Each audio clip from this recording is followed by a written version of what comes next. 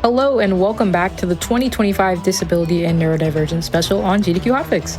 My name is Anarchy, and once again I want to give some kudos to Jaxler for that amazing run of Vex and his words after. Speedrunning is for everyone, and you are so welcome here, and you have a community here waiting for you. Now, speaking of community, I want to quickly talk about our charity, whom we are raising money for with the Twitch charity tool here as part of Together for Good. The Autistic Women and Nonbinary Network provides community support and resources for autistic women and gender nonbinary people through disability justice, gender and racial equity, and neurodiversity and trans liberation. Their goal is to dispel stereotypes and misinformation that cause unnecessary fears surrounding an autism diagnosis. By supporting community initiatives, providing aid, and individual support, AWN is working towards autism acceptance and disability justice. You can find out more at awnetwork.org. But with that, I want to toss it over to Glass, who is going to be starting our little silly block here with wild animal racing. It really is going to be a wild run, so make sure you stick around. So good luck and have fun. All right. Welcome everybody to Wild Animal Racing. I'm Glass. This is the only category of the game that exists, which is all cups. There's 4 of them. We are going to get through all of them. There's no particular order you have to do it in. And this game, it really does take what you think you know about racing games and it just flips it up on its head. There are 4 cups, as you can see. We're going to be starting with Rally first. It's got some of the most dangerous shortcuts throughout the entire run, so you get the most chaotic out of the way first, and then we'll get mostly to driving from here on forward. So won't waste too much time. We'll get started with this run in 5, 4, 3, 2, 1, go. Good luck. Thank you. So we're on hills, and we will be using the hills to get our way to victory. This is one of the very few courses where we do not have to worry about what the animals will do to us. One thing about the hills is that you can get very easily stuck. So we're going to see what types of texture collisions we get when we work our way through this level. Very nice. The key thing that we do here in hills is that we're going back and forth. Let's see, I may have gone a little bit too high there, so I'm going to have to go forward. I don't know if I actually got the event flag that's required to get the next lap to count, so I played it safe and went a little bit further back than usual, and it worked. Hills is one of those courses where you don't want to push too hard, otherwise you'll end up going too far back or you'll get stuck. And with that, took a little over a minute, but we're done there. So, and hills gave us a little bit of fight. The textures in this game, as far as moving from course to course, it's not necessarily predictable. You may be on what's considered flat ground and then just get stopped in place. The game has a tendency to respond to your vehicle that way.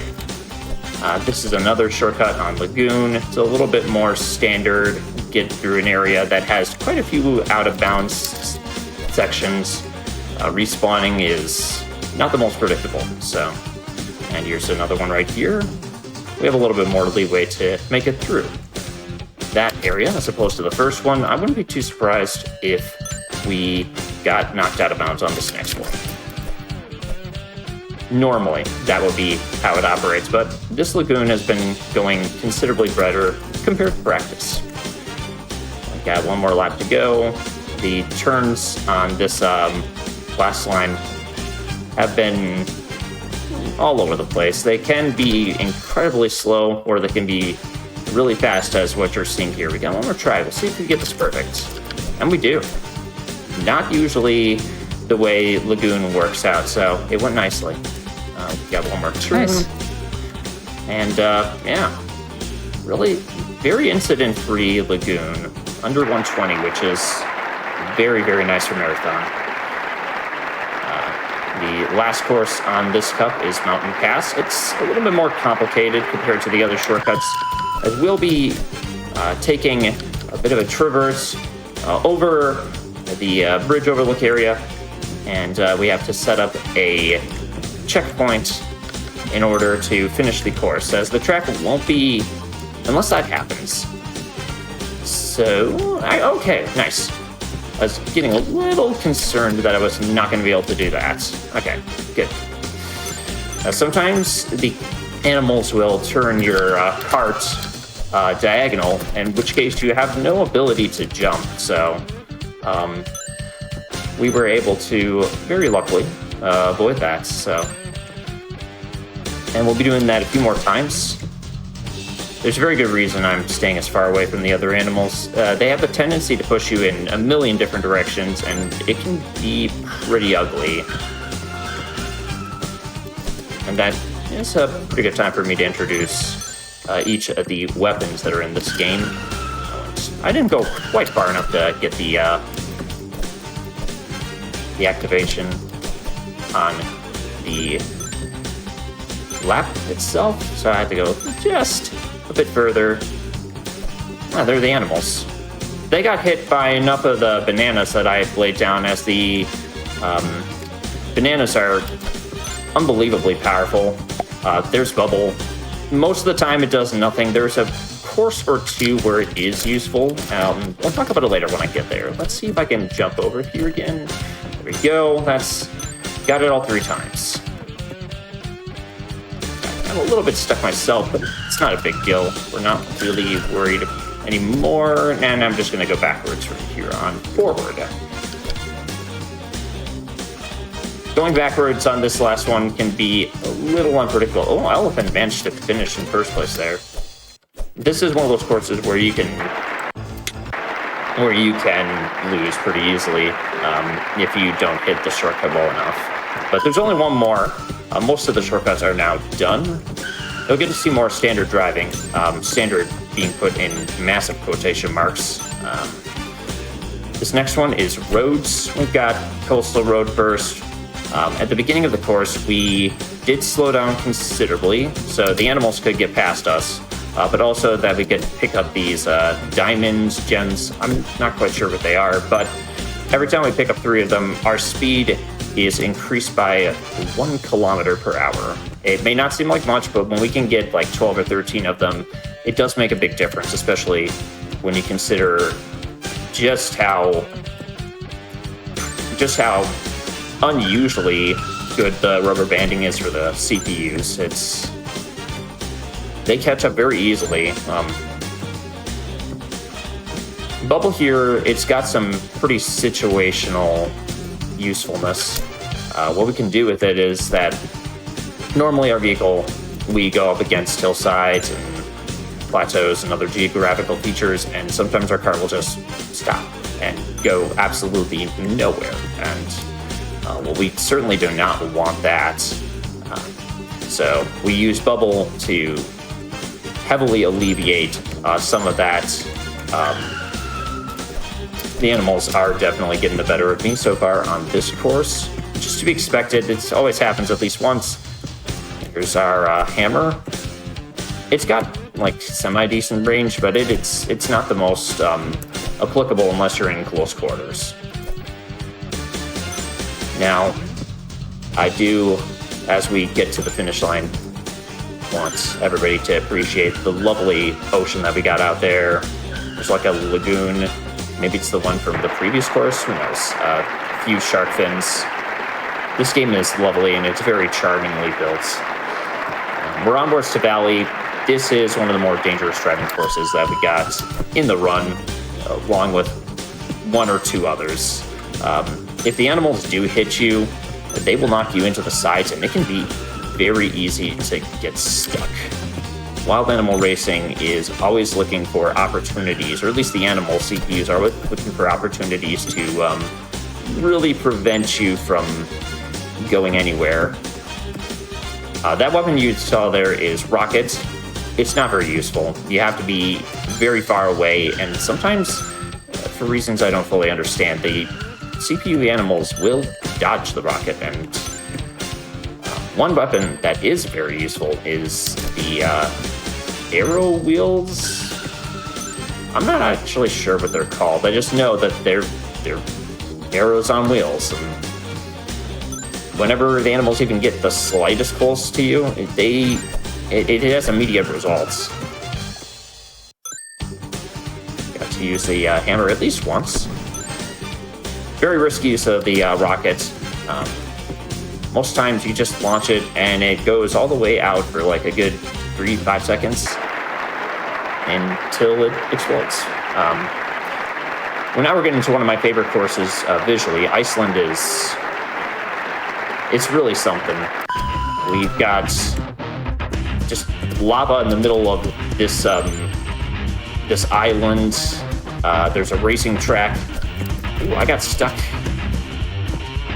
It's a perfect opportunity to just kind of talk about this course dynamic, is that it really is not of any use to be anywhere near the animals the whole time. So what we do is, with just enough toggling to the left and the right, we can very easily avoid the animals and maintain relative speed by doing this. And the bananas should allow us to dodge the worst of what's going on here. I am a fan of all the repeating cloud assets in the background, the ocean. I'm willing to bet this is what Iceland looks like in real life. I think you would be right.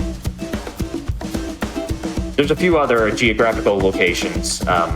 Rest assured, I am fairly certain they're also accurate to what you see here. Oh, first time I ran into the side like that. That's all right. Not too consequential, so long as we can slingshot ahead of the CPUs. And we're done with the roads. And we're onwards to Egypt, which... beautiful looking pyramids. Really love those. Egypt is one of the first courses where there is a bit more of a clear approach to how we do it each time. The animals will try to kind of just swing far into the left side of the course where I go. This is one of those courses where we do not want to go off course or out of bounds. There's no shortcuts of any kind to speak of. We're pretty much just relying on standard driving to get us through, and some well-placed jumps. These jumps are used to anticipate whenever the other animals are trying to go in to push you to the side, like so. And this is one of those few little features where actually we'll purposefully just collide with the side of the ramp. It looks like a ramp of some sort. It gives us a little bit more speed, so that's what we do. Lovely example of what happens if you get caught atop of each of the animals. Sometimes you'll just continue going forward with them. Other times you'll be launched upwards. So not easy to predict how they're going to behave. We've got one more lap to go.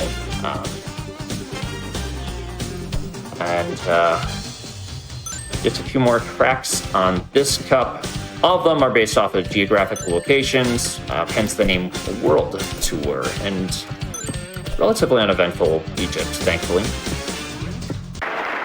We're going to be onwards to a track that can be kind of scary. This is Holland. There are some tunnels that we have to go through. It's the fastest way to get through. Unfortunately, if we do get caught with the animals, it is very possible for me to just get soft locked on the course. So we're going to have to cross our fingers that we don't do that. I'm a big fan of the windmills. This is definitely what Holland looks like. I've seen it with my own eyes, and this is it. I slowed down a little bit. We weren't able to take full advantage of the cycles, so sometimes we have to just make sure that we don't bump into the wind blades. They have the tendency to stop us, but also sometimes in rather unfortunate cases, push us to the side, and then we get stuck in the sand or the dirt and we really don't want to do that because on most courses there is speed punishment for where you go. We got one more lap. The animals are pretty well behind me. Like there's a good example. I was able to stop myself just in time, and I think I should be able to make it through. Yes. We got one more course, and I do got to highlight just how much love is put into the music, especially Paris. Paris is Paris. Just another unusual example of Bubble just kind of circumventing a lot of the slowdown that happens sometimes. Normally, when you're in this driving designation that you see here, your car will sometimes just slow down. This is one of the more predictable tracks as far as the floor goes. It is very flat, and as long as you avoid these bumps here, you'll be all right. Combination of taking some good driving lines and then also just getting as many of these gems as we possibly can.